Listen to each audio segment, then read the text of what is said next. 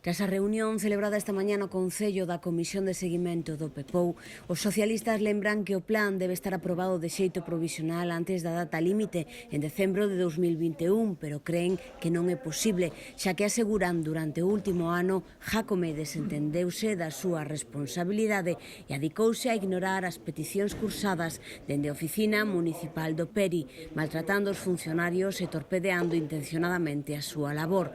Pola súa banda, o BNG advirte que de non ser aprobado na data límite, o Concello perdería as competencias para a resolución de expedientes que asumiría a Xunta de Galicia. Tamén denuncian a intención do alcalde de trasladar a oficina de rehabilitación, que actualmente ocupa unha superficie de 115 metros cadrados e no que traballan 9 persoas, a unha oficina de apenas 45 metros, ubicada na propia sede de urbanismo.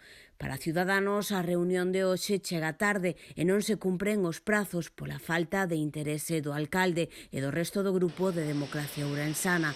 Tampouco comparten a decisión de trasladar a oficina e os funcionarios.